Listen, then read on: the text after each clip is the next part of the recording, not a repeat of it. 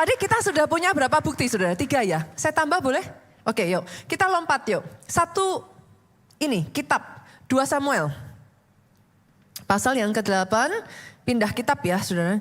Ayatnya yang ke-6. Ayat ini ngomong gini, kemudian Daud, tadi kita bicara orang Filistin. Di antara orang Israel sendiri, terus orang Filistin, sekarang lanjut nih. Kemudian Daud menempatkan pasukan-pasukan pendudukan di daerah orang Aram. Sekarang orang siapa saudaraku? Aram. Dari Damsyik. Orang Aram itu takluk kepada Daud dan harus mempersembahkan upeti. Tuhan, baca sama-sama dengan suara keras, memberi kemenangan kepada Daud kemanapun ia. Sampai di sini udah setuju belum dengan saya? Kalau waktu lempar batu ke Goliat itu bukan kebetulan. Saya tambahkan satu lagi ya. Oke, turun sedikit lagi. Ayatnya yang ke-14. Kalau tadi Filistin di antara bangsa Israel, terus bangsa Aram. Sekarang Edom. Lalu ia menempatkan pasukan-pasukan pendudukan di Edom, di seluruh Edom. Ditempatkannya pasukan-pasukan pendudukan sehingga seluruh Edom diperbudak oleh Daud.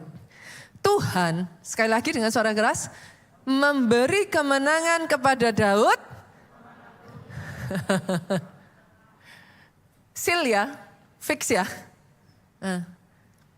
Bukan kebetulan. He is well trained. Daud punya tangan yang terlatih, saudaraku.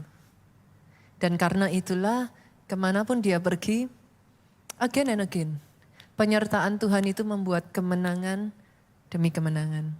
Berapa banyak dari saudara yang penasaran, apa rahasianya Daud? Kan gitu saudara. Pastor saya juga mau, kalau masalahnya banyak sih sama. Tapi masalahnya saya belum kayak Daud, kemanapun pergi berkemenangan. Kok saya kalah terus? Nah, rahasianya Daud itu apa? Pastor, kita buka ya. Penasaran gak saudaraku? Boleh ya? Kita lihat 2 Samuel. Masih di Samuel, pasalnya yang ke-22, ayatnya yang ke-33 sampai 35.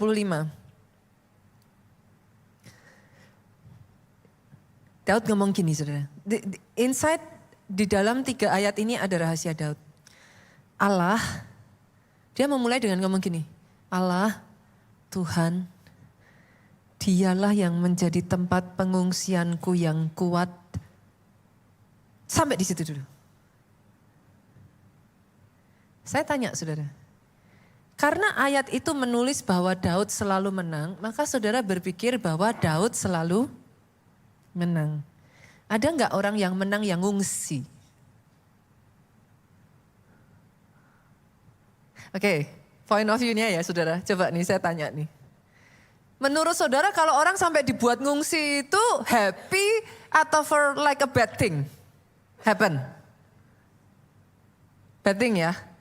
Zaman sekarang saudara sampai harus ngungsi karena apa? Banjir? Make sense? Banjir? Orang ngungsi? Kebakaran? Ngungsi? Gempa bumi? Masuk akal. Milih yang mana dari 3 ini? Dalam nama Tuhan Yesus, pastor, kok malah disuruh milih? Berarti saudara sepakat dengan saya kalau ini gak baik dong? Sepakat, oke. Menurut saudara, kalau orang menang apa dia harus ngungsi? Terus kenapa Daud selalu dikatakan menang? Menang itu akhirnya saudara. Tapi meanwhile the process, it's the same ugly. Yang mengerti aminnya yang paling keras. Yang paling penting adalah akhirnya engkau menang. Tapi akhirnya engkau menang tidak akan terjadi if in the process you are giving up. Daud sampai ngomong loh, Tuhan tempat pengungsianku yang kuat.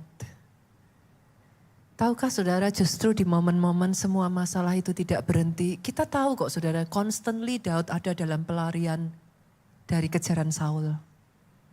Di Tidak ada habis-habisnya loh saudaraku. Berapa tahun itu dia ngalami itu semua. Di mana pertolongan Tuhan? Some people might think that way. Tapi buat Daud, Daud ngomong, Tuhan tempat pengungsianku yang kuat. Sekalipun dia dikejar-kejar Saul, Daud bisa melihat kalau dia masih hidup. Itu pertolongan Tuhan. Jadi kadangkala berkemenangan itu bukan selalu dalam bentuk yang oke, masalahnya udah selesai baru bisa disebut menang. Tapi di tengah masalah Tuhan terus melindungi dan menjagai, itu pertolongan Tuhan. Jadi saya ajak kadangkala yang membuat kita jadi mengambil kesimpulan yang beda adalah point of view yang beda saudara. Tapi di sini saya butuh saudara untuk melihat nih. Ternyata Daud itu ngomong, no, Tuhan jadi pengungsianku yang kuat. Artinya kan dia masih lari dari masalah, tuh ini saudaraku. Dia masih terus lari dari Saul kan. It's not yet finished, the process is not yet finished. Ayat ini lanjut lagi ngomong gini, bukan hanya dia menjadi tempat pengungsian, Tuhan membuat jalanku rata. Kalau Tuhan bilang Daud bilang dia membuat jalannya rata, artinya jalan yang ditempuh Daud saat ini adalah berkelok-kelok. Mengikut Tuhan gak selalu jalan rata loh saudaraku. Tapi now saya berdoa sama seperti Daud, you can speak. Bukan situasimu, tapi yang engkau percaya Tuhan kerjakan atas hidupmu. Come on.